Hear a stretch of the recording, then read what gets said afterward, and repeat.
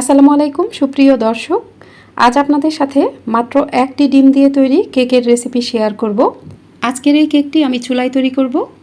এই কেকটি বানাতে আমি এখানে কোনো ইলেকট্রিক বিটার, ওভেন, ব্লেন্ডার এবং কোনো কাগজও ব্যবহার করব না।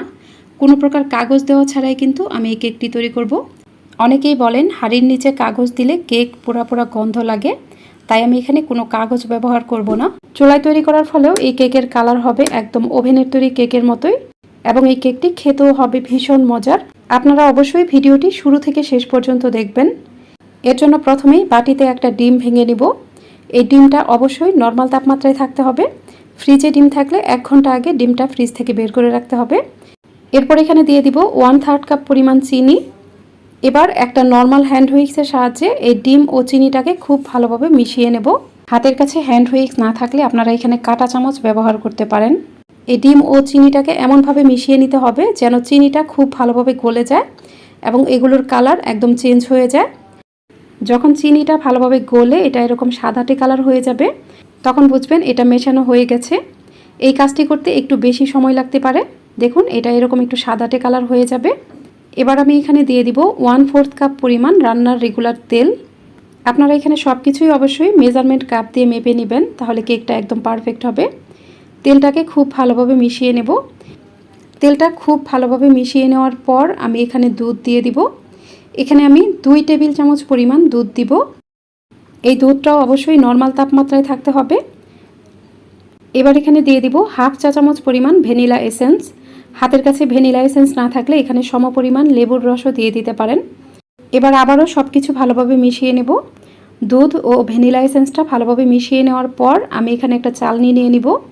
এই চালনিতে নিয়ে নিব 1/2 কাপ পরিমাণ ময়দা। এরপর এখানে নিয়ে নিব 1/2 চা চামচ পরিমাণ বেকিং পাউডার। এই শুকনো উপাদানগুলো ভালোভাবে চেলে নিব। এগুলো অবশ্যই চেলে নিতে হবে। এবার এই হ্যান্ড হুইক্সের সাহায্যে সব কিছুই ভালোভাবে মিশিয়ে নেব। ব্যাটারটাকে অবশ্যই ভালোভাবে মিশিয়ে নেবেন। খেয়াল রাখবেন এখানে যেন কোনো লাম্পস বা দানা না থাকে। ব্যাটারটা ভালোভাবে মিশিয়ে নেওয়ার পর আমি কেক বেক করার জন্য কেকের মোল্ড রেডি করে নিব। কেকটা বেক করার জন্য আমি এখানে প্রায় 4 ইঞ্চি সাইজের একটা মোল্ড নিয়েছি। এই মোল্ডে আমি তেল ব্রাশ করে নিব। মোল্ডে ভালোভাবে তেল ব্রাশ করে নেওয়ার পর আমি এখানে কিছু ময়দা দিয়ে দিব।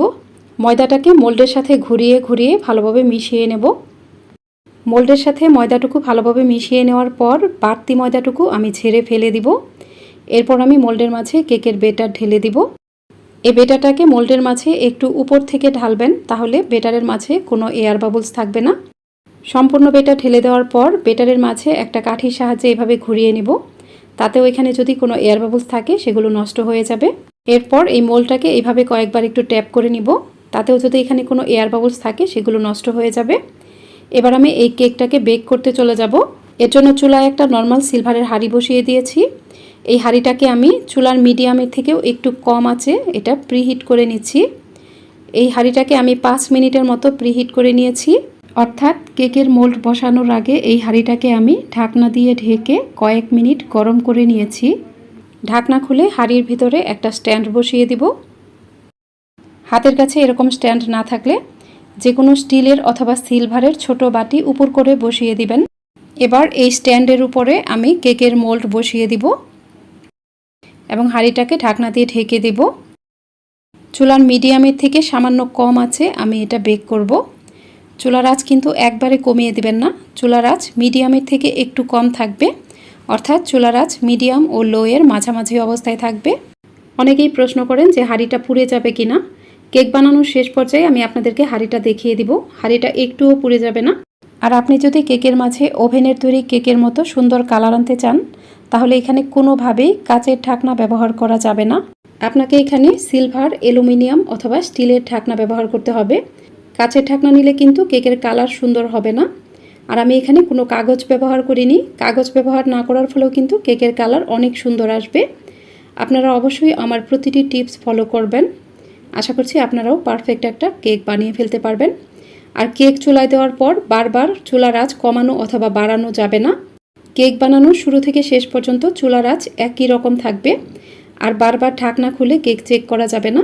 20 থেকে 25 মিনিট পর যখন কেকের খুব সুন্দর একটা সুঘ্রাণ পাওয়া যাবে, তখন ঢাকনা খুলে একবার চেক করে দেখবেন।